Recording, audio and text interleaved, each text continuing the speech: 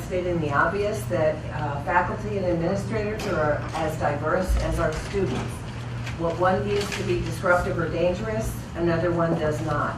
But that's why we have the policies in place that Lynn was talking about, that Ashanti was talking about. Diana has their policies with campus police. So on a more informal level, what usually occurs with DSPS, Disability Support Programs and Services, is that an instructor has an issue with someone in the class. They're being disruptive, or you might perceive them as dangerous. Ashanti's outlined things you can do. On a more informal level, things that have worked very well, we get calls often and we can field them as to whether the student is a DSPS student.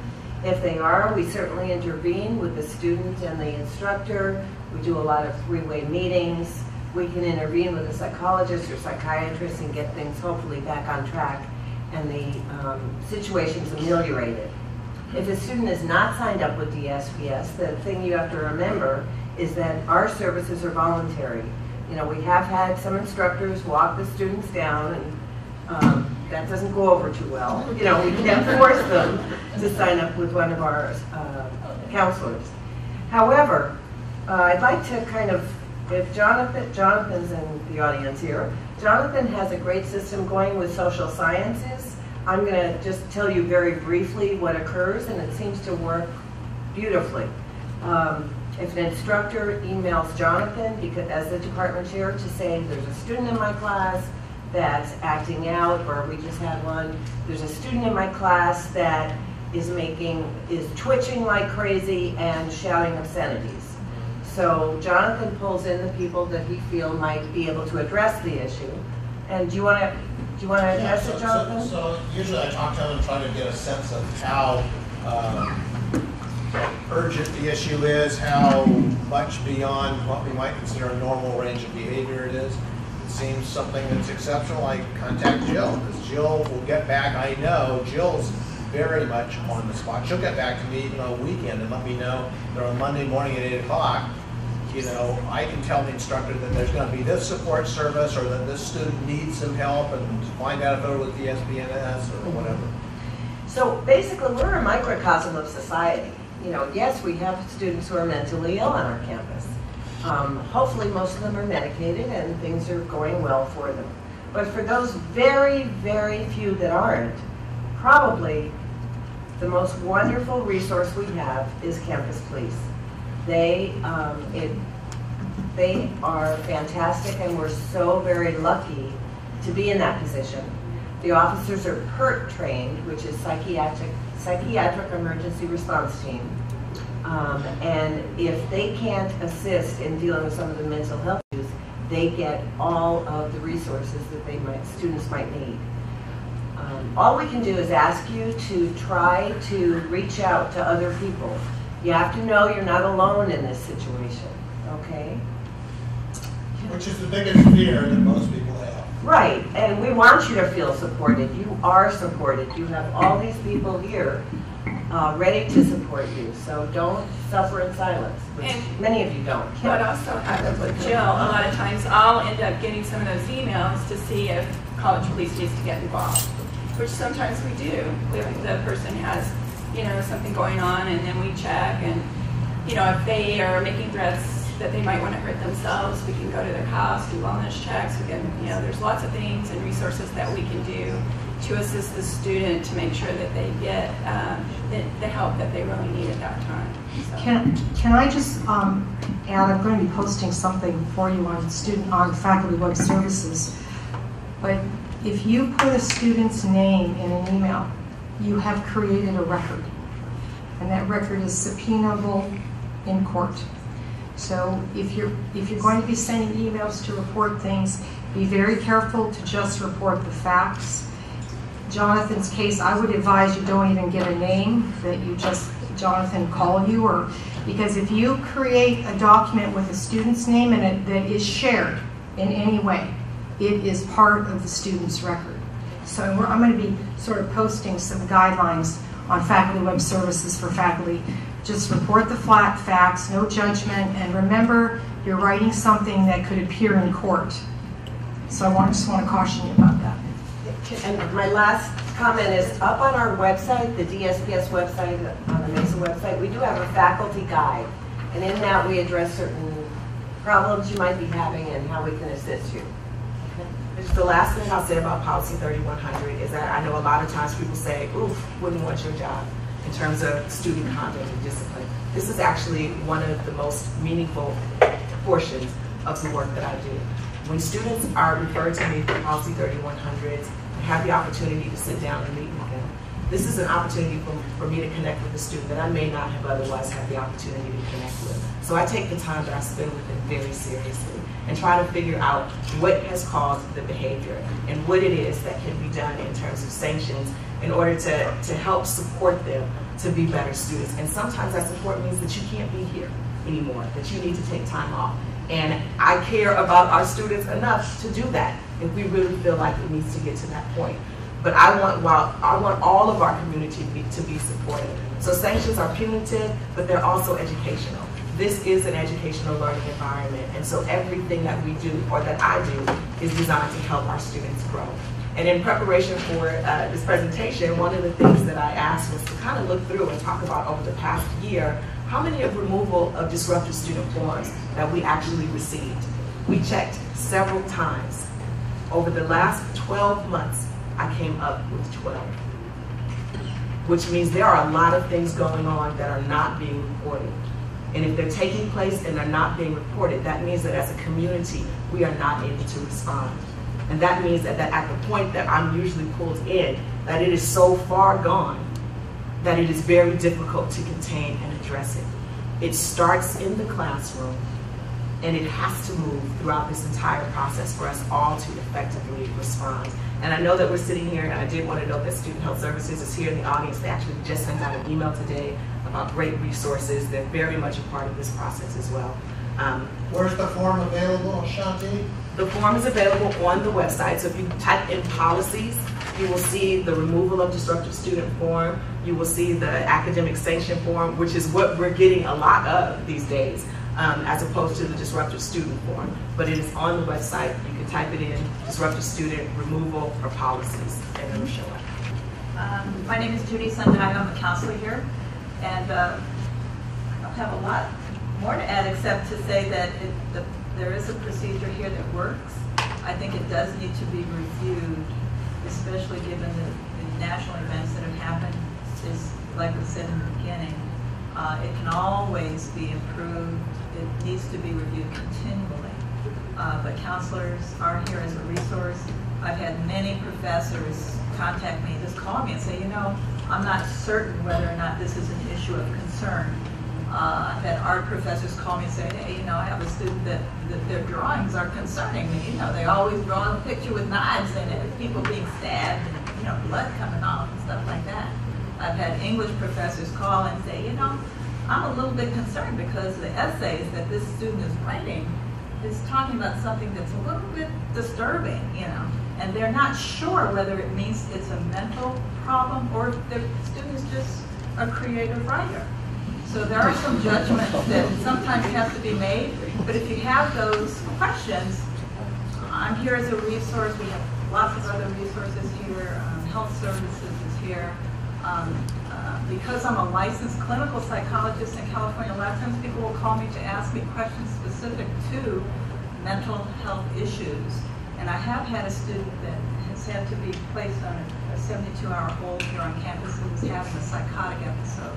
It does happen, and I think you may be seeing it more often in your classes. Sometimes when there is a recession, you may note that there are more disturbances of all kinds because people are unemployed, they're under stress, they have issues going on with their families, you know, the kids are in trouble. So, you know, the more stresses there are in our society, the more kinds of disturbances we'll see. So feel free to contact us. And I know Lori, you should be up here on this panel too, because Lori was at the beginning on the crisis committee when we first started the crisis committee. She's done a lot of research on it. The police have been a tremendous resource. We work together according to our policy. When something happens of this type, the police and administration and health services and counselors respond together. I had another call where someone was in the computer lab and they were anytime someone walked by them, they started yelling at them. What are you doing coming in my space? Okay, so we went over and I went down and sat down and talked with the student, and then eventually the police was able to get her out without incident. But it's important that we just communicate more, I think, with each other. Dialogue, if it's necessary, maybe have a faculty group together where we can discuss these things that we're not sure about, so that we can share our resources together. So.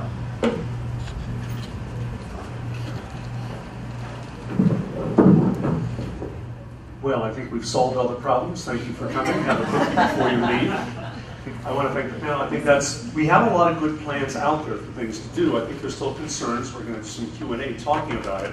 I think the important thing to take with us as we go into this discussion is that everyone's trying to have each other's back and act in good faith with that. By the way, Lynn, that request I had for tasers to it would make Senate and President's Cabinet meetings much more interesting, probably shorter as well. So I am Becca Arnold, Professor of Economics. I know many of you, I don't know all of you. And I'm the head of a newly formed committee who for now has called ourselves the Campus Response Committee. We formed after the barrage of emails came through where there's a lot of people who are really concerned about not traditional disruptive behavior, but behavior that we consider potentially threatening. And I really appreciate what the panel said, and it's really, really helped a lot. And I know it's being videoed, but I would love to get your PowerPoints if possible. So one thing I am encouraged about is that the recommendations that we came out with that you're all getting seem to be like they can work with the current legal system. But I wanted to, for a minute, say what the problem, where the loop is not closed. I don't want to say it's a problem. Because Ashanti did a good job of talking about how it starts with the faculty, and we hopefully know that, and I think we're knowing it even now, and that it comes to a variety of professionals who are working with the issue. But I'm not sure everybody here realizes that the reporting faculty is completely left out of that loop. So how this looks to us is that we have had a situation in our classroom that we're very concerned about in terms of potential threat. We're just talking about potential threat here. And we're allowed to remove them for 2 class periods, and we send the information up, and we're told that we cannot know anything about it. That the powers that be will tell us if there's a problem. We don't know if they're coming back. We don't know just anything about the situation if they do come back. And not only is that a problem for our classroom, because it becomes a very tense classroom, and if the students had known about it, the students are very tense, and Vilma's going to talk to that, I think, in a minute. But the campus community as a whole is missing a really important resource that we aren't in the discussions, because we're the ones who've seen the behavior. We're the ones who are seeing that student for 3 to 4 to 5 hours a week. So we need to be in that loop. We're in a black hole of information in an extremely stressful situation. So the first recommendation is simply to put us in the loop. And so I passed out the recommendations, but I've also passed out a white paper from the National Association of College and University Attorneys, and I've been in email contact with one of the authors of them to say, does FERPA mandate that a teacher not be in the loop? And she basically in that says no. A teacher can be in the loop. So I think we're on good legal ground here, and in my mind we're on good sensible ground here, but I guess that will be vetted throughout the process. But let me please read this to you. The Campus Response Committee appreciates the panel's forthcoming response in the initial phase of this discussion. The following recommendations refer specifically to potentially threatening situations that occur in the classroom or elsewhere on campus. We look forward to working with the administration to develop updated policies that adequately address specifically potentially threatening situations.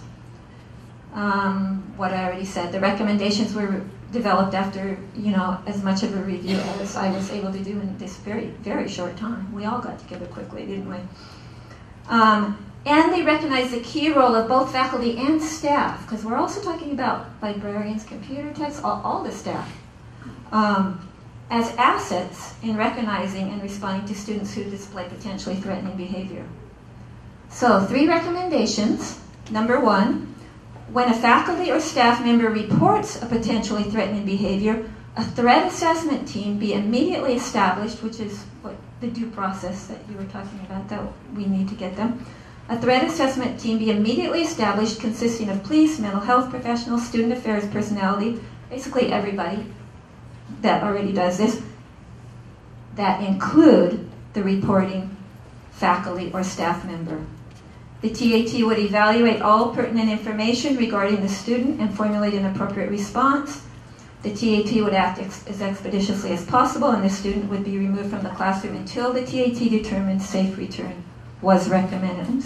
In addition, number 2, a zero tolerance policy be enforced for any overt threats to any members of the campus community that involve a weapon, resulting in legal action and if student permanent expulsion from all SDCCD campuses. So when Sergeant Madera was talking about that students don't realize that if they say something about, I'm going to shoot somebody, we're going to take it seriously, we are saying definitely expel that person or suspend them until the hearing takes place. Zero tolerance policy. Number 3, expand the definition of in the classroom to any communication to any campus member by any method at any time. That's because in the virtual world, I don't think I need to explain why that would be necessary. This will allow swift action on threatening emails or any other emails that forewarn of potentially dangerous situations. Yeah, unfortunately, very early on this semester, on the 6th of February, one student chose to threaten other of my students in the classroom. This was at the end as we were wrapping up. I finished, I had the desk full of people, and the threat went on. Students rushed to the front, and the class was over. You know, it's sort of like I went out, and they came with me, and we started the process of Policy 3100. Now, what I perceive as a big hole in the policy is that I was able to get the student out of my classroom. But my students were equally concerned because he was loose in Mesa College. So he was out of my classroom, but he was loose around there. And in spite of the fact that Dean Hans, Dean Foreman, and Liana gave me great support, and I had policemen at the door of my classroom, this student that they saw and I saw as a danger was out in the campus. So while the police was there, we were not in danger, but these students had to organize to go with each other to the different classrooms. Where are you going? Are you going around H or G or this? And they were traumatized so badly that some of them are really behind because they didn't need this disturbance. So we really need to choose between if we protect the right of the student that is doing the right thing, or if we protect the right of the student that is doing everything wrong. And I think, you know, a threat is a threat is a threat. You cannot pass it on and say, well, most of the time this is just blah, blah, blah, because it just takes one. And 1 minute and a half, and 25 or 26 people are dead. You know, by the time the police arrive, they arrive to dead people. And I love Mesa too much to think that something like that would happen here, and that we're at least, you know, I know it cannot be secured like an oyster, but definitely we could be doing something better. You know, we could be stepping up this policy that is not, to me, is not a disruptive student, it's a threatening student, and we're getting a lot of that. And so and it wasn't me, I wasn't concerned about me, it was worse, because it was my students. One thing that we're seeing coming out of this is the concern not for the low-level disruption within classrooms, which classroom management becomes a key. I'm sure all of you have in your syllabi about how classroom performance is supposed to be. Ideally, you take time during the semester and you use disruption as a learning tool, but there can be more serious issues. And then that issue about faculty in the loop. Now, one thing we got to understand, It's not up to us what we can necessarily do because we're not in a vacuum. As Lynn was pointing out, we have federal law we have to comply with. We have state law. We have rules and regs. And often these things constrain what we can do. So I think the real challenge as a community is how we can work together to try to accommodate as much as the law allows. Let's have the panel do some response to what we've been hearing. What we do in terms of keeping faculty in the loop. So one, with the removal, it is very important to know that a removal is for that class period and the next class period. So it's up to 2 days. So there never is a question as to whether or not they're coming back. They're coming back because the removal is only for the 2 days. And so that's important to know. There are instances in which we receive information and we will follow up. And that could lead to an interim suspension. And those actually do happen. And we are in very close communication with the faculty. The faculty receive a notification stating that a student has been placed on interim suspension, stating that they cannot be on campus, what to do if you see them, and that there will be additional follow-up. So we do keep faculty in the loop.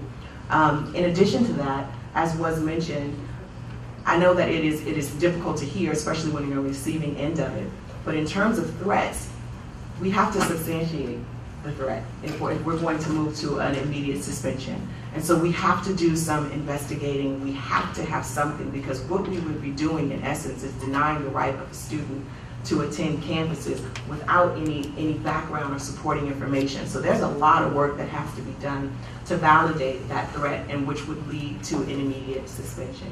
And so we are doing a lot of background work, and we do communicate what we can, when we can. So I did want to state those points.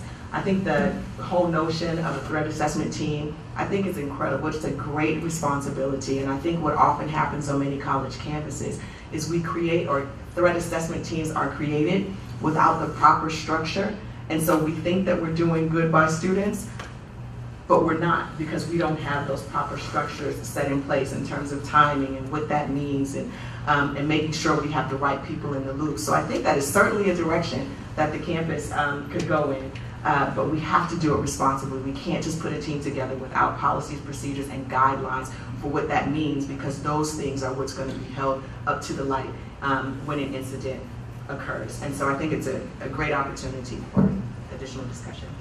And I think if we want to go that route, you really need to define what potentially threatening behavior is, because once again, everyone sitting here has a different definition of it.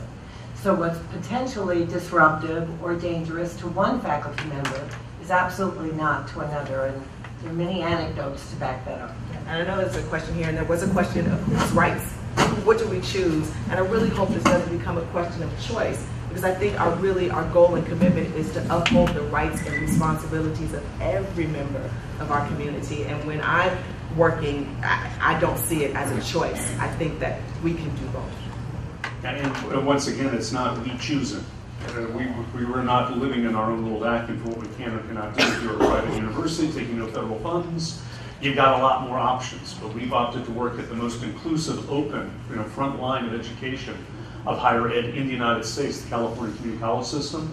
The only downside for all the wonder that brings is we got to take pretty much anybody who comes to the door, and our goal would be that if we have a disruptive student, even a student who's moving toward the level of threat, it would be much nicer to figure out a way that we can remediate, we can counsel, we can bring them back into the fold of our civil society. But there are some, that's why we have police presence on campus. If they cross a certain line, it is into the legal process. But once it's in that legal process, that's a whole different world than just normal classroom management.